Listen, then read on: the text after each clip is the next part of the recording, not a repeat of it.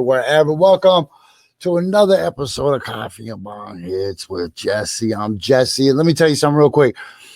Do you know that every single night for 4 billion years, the moon has been trying to sweet talk the ocean into leaving the earth?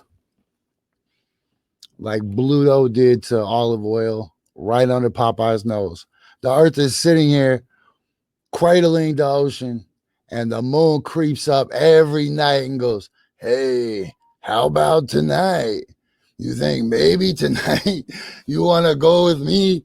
And the moon pulls out the waves, and the waves are like olive oil. They're like, "Ooh," and it gets the goosebumps.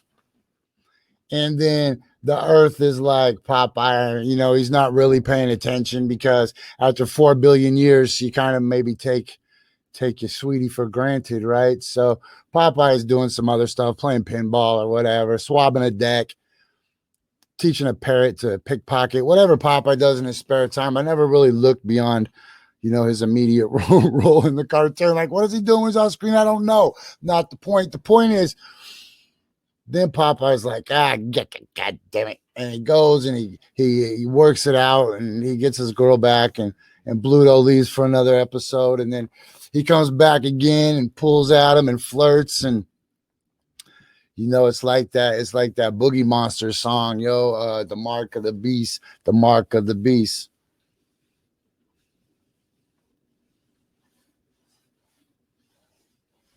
Man, it really is though, yo.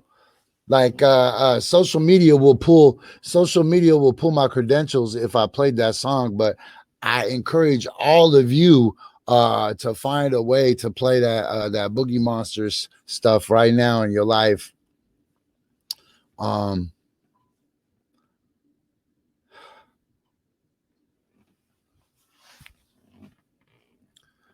Yo, man, this world is like super overwhelming. But people do a really good job of dumbing it up, right? But the fact that the moon is even there is so absolutely mind-blowing, impossibly mind-boggling, insane. So astronomically impossible that we have a foreign planetoid that exists within our orbit and not the orbit of the sun, yet we share this paper, rock, scissors, this dance, right? Not just with the sun, the moon, and the earth, but with the earth, the moon, and the ocean. Remember, this is a water planet. And also remember that if you look into the carbonaceous rocks, and I don't know what that means. I just read it. I'm just telling you what I read. If you look into the carbonaceous rocks, as the molecules that create water are buried deep into the earth as separate entities that came to this planet, right? They do not have the markings that show origins. They do not have the markings that show origins in this solar system, right? They lack a solar imprint that they would have had they originated on this planet, right? So then what you understand from that, you can extrapolate that it means that water is extraterrestrial.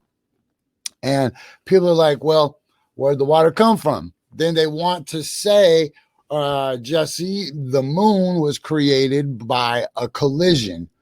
A planetoid flew into the earth during a time of early development when it was still molten, right? And it hit the earth and it created a bunch of stuff ejected and then got caught in some orbits and somehow to really try to speed up a 5 billion year old story. So somehow it created this planetoid that's exactly 400 times smaller than the sun and exactly 400 times closer to the sun. And then you're like, right here, Charlie. Except I'm on the road, so I don't have the bong today. Oh, let me show you guys where I am. Hold on, let me finish the story.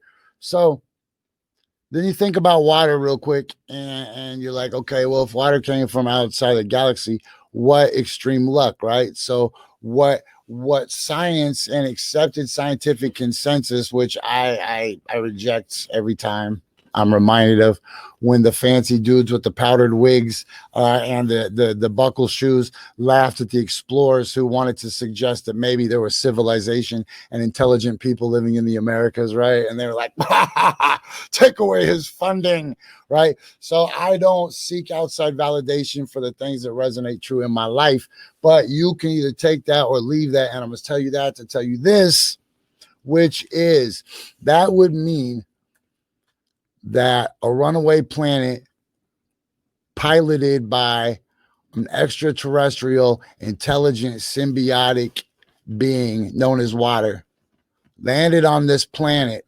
Of all the places in space you could go, your old planet is going to hit this new planet at the exact spot with the exact amount of English to propel solid rock material into space, while at the same time having enough English that it spins backwards and keeps the majority of the water on this planet, right? Then over time, the processes settle it all down, and we just end up perfectly with the right climate for this intelligent, symbiotic, indestructible. Like, how do you kill water? You can't kill water, bro. Water is God, right?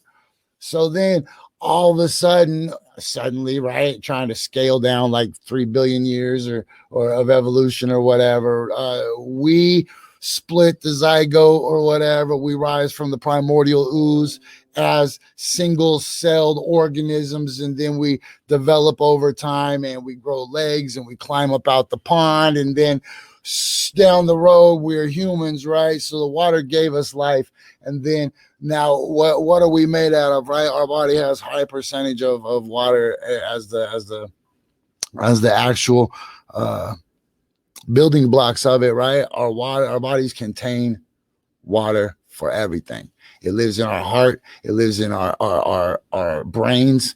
It lives in our cardiovascular systems. It lives in our tears. If you cry a tear of happiness, it feels different than a tear of sadness, right? But check it out. It also looks different under a microscope. And bro, I ain't no science fish. So don't try to school me, bro, because I don't live in an aquarium with you, right? Like, even if you try to give me some science, G, your science does not affect my life at all, right? I will take your measuring stick and make it 8 inches and just give it back to you and be like, now there's the parameters of your life. And you'll be like, wait a minute. And I'll just Mandela your whole effect, right? Or I'll just change the laws of physics in the world that you live in, because where I come from, it's a 14-inch foot, right? You're like, what? That's right. You don't know. But you know what you do know is that I stayed up all night absorbing the power of the moon as it tries to seduce the ocean to leave the earth. I sat there in the row of the kisses that were blown, right? As the moon blew the kisses to the ocean, and the ocean dodged them. I was catching them. I was like right there, just catching them. I had a whole basket, and I just stored them up. And when my basket filled up, I stuffed them in my pockets. And when my pockets filled up, I put them in my ear hole, like you used to do when you didn't have a bag, but somebody would give you one bowl of weed. You're like, all right, bro, here's one bowl of weed. Okay, 2 things I want to remind you of right away. If you go to standupandfightback.bigcartel.com and tell them you saw this ad with me and Eazy-E on Coffee and Bong Hits, then you'll get 10% off your entire order and free shipping. This would also be a good time to remind you that Stand Up and Fight Back is the official provider of all the Coffee and Bong Hits apparel, which you can find by going to the website and going to the shop. So that's urbansurvivorman.com /shop.